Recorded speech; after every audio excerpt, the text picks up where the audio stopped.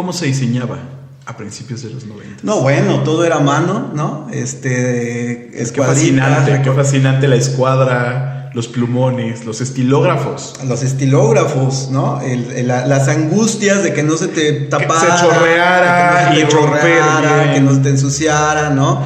Los desvelos eternos, ¿no? Hay una romantización, yo lo sé, en torno al desvelo. No debería suceder, los diseñadores ya deberíamos quitarnos ese lastre de desvelarnos, ya deberíamos trabajar como la gente normal.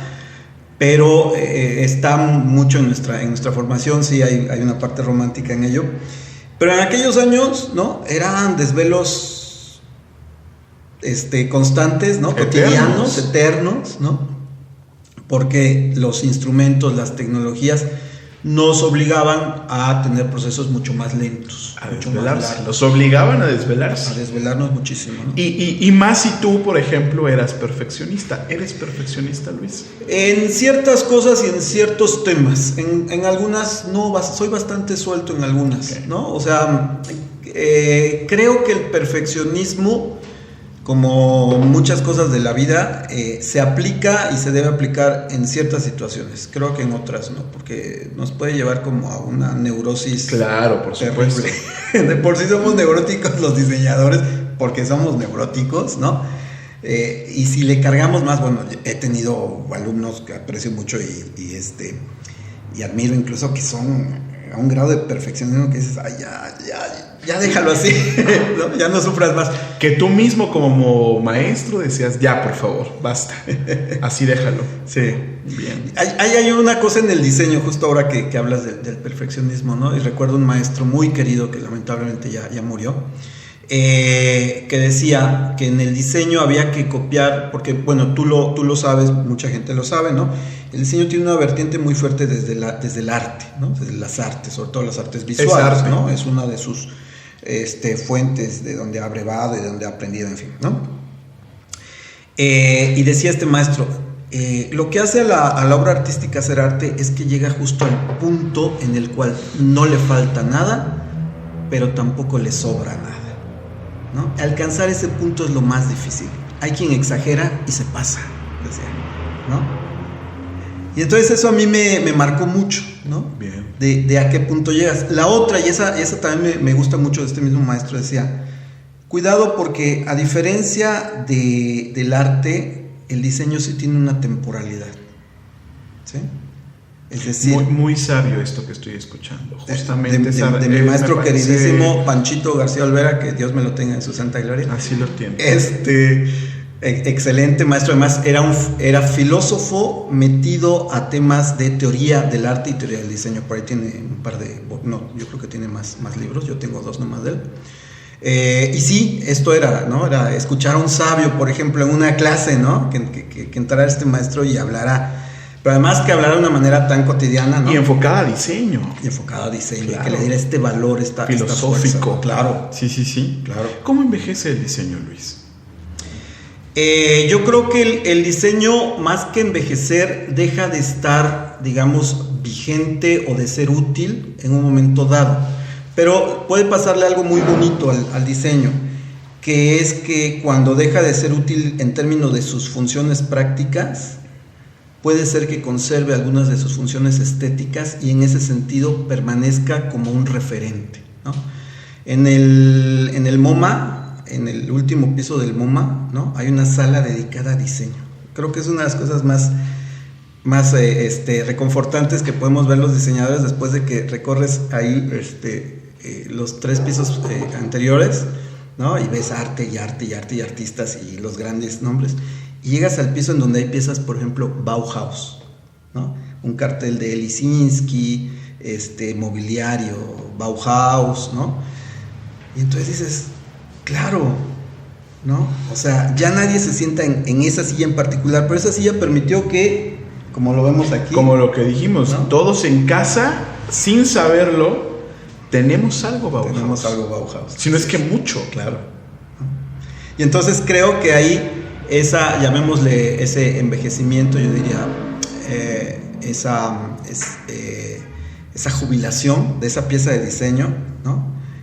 No la hace ya inexistente, más bien la coloca en el lugar que le corresponde, que es la de haber propiciado y continuar propiciando esta reflexión en torno a las utilidades del diseño. Hablando de utilidades, partiendo del punto de partida de la charla, ¿cómo volver funcional el diseño para la gente que no piensa como tú, que no tiene tu profesionalización, Luis? ¿Cómo lograr que la gente vea al diseño como algo que está en la puerta de su casa? Ok. A ver, el diseño, si lo pensamos en términos de eso, de uso práctico, yo sé que a lo mejor estoy sobreutilizando la palabra utilitario y uso, y me disculpo por eso, pero el diseño, antes que ser entendido en ese sentido, ¿no?, tiene que ser utilizado, ¿no? Por ahí se me fue el nombre, ahorita me acuerdo de esta mujer tipógrafa. Cuando habla de tipografía dice, a ver, la tipografía tiene que ser un medio, ¿sí?, que permita la lectura, que la facilite, y que una vez que la gente pueda acceder a la lectura en el sentido pleno de lo que la lectura significa, ¿no?, que una de esas condiciones es la facilidad de lectura, lo que le llamamos la legibilidad, ¿sí?, deje de pensar en la letra. Ese es el gran logro, pero para llegar a eso, la letra tiene que estar perfectamente diseñada. Claro. Y eso implica belleza, por supuesto. Estética. ¿No? Estética, ¿no?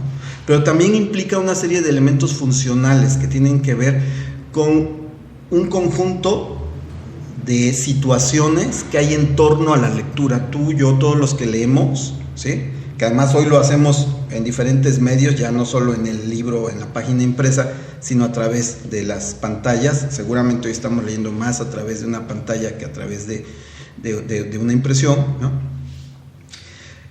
Todos tenemos esta necesidad de acceder a lo que el texto contiene, ¿no?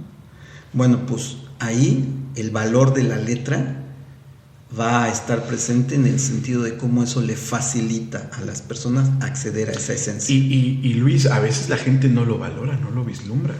Que la letra, que la tipografía es elemental para tener un proceso de atención respecto de lo que estás leyendo.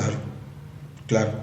Yo en clases de repente, porque he dado pues muchos años de tipografía, últimamente no me la asignan, pero muchos años he dado, y editorial, siempre les digo a los alumnos cuando hacen sus pruebas de tipografía, ¿no?,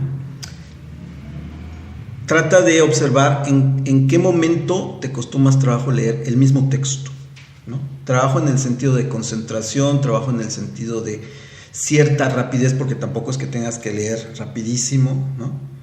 E incluso, bueno, hay una serie de manifestaciones que se dan a nivel ocular, por ejemplo, cuando realizamos la lectura, porque además leer es un acto dificilísimo para los seres humanos, ¿sí? Hacer que tus ojos estén metidos en este espacio, ¿sí?, o en porque es un celular, ¿sí?, es una de las cosas más difíciles, porque tus ojos son como niños chiquitos en el kinder, ¿no?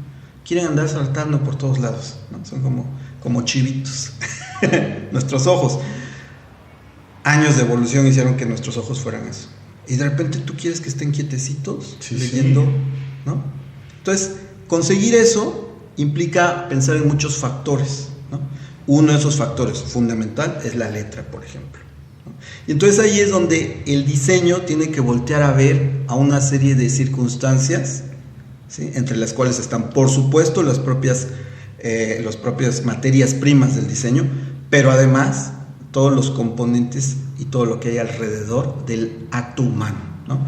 Uso el ejemplo de la lectura, que es el primero que se me ocurrió, pero finalmente está en todos nuestros actos, ¿no? En el momento que tomamos café y sujetamos esta taza, ¿no?, nos está propiciando un tipo de acción, o a lo mejor no nos la está propiciando. Ahí hay un problema de diseño, claro, ¿no? A veces, les digo, ¿no?, nos ha pasado que estás leyendo algo y no te concentras, no puedes. A lo mejor es la culpa del libro, ¿no? De la edición. Tú te estás culpando de, ay, es que no me concentro. Pues es que a lo mejor esta edición tiene estas características que a ti, como un lector con ciertas características, te está afectando, porque esa es la otra, ¿no? El diseño cumple una función personal, llamémosle así, en términos grupales, ¿no? Tú eres un tipo de lector, tú eres un tipo de usuario, tú eres un tipo de tomador de café, tú eres un tipo de persona que usa una cierta indumentaria, ¿no? Que se cuelga un cierto tipo de mochila o lleva un cierto tipo de portafolio o se siente más cómodo en esta silla o en aquella, ¿no? O que le interesa algún tipo de gráfico y hay otro que ni voltea a ver, ¿no? Para todos esos diferentes tipos de personas está el diseño. Y lo que los diseñadores hacemos es pensar, enfocar, dirigir. La noción de espacio que tenemos los seres humanos, tanto en el sentido del espacio personal como el espacio visual, como incluso el espacio mental, ¿no? Es fundamental, ¿sí? Somos entes espaciales, ¿no? Uh-huh.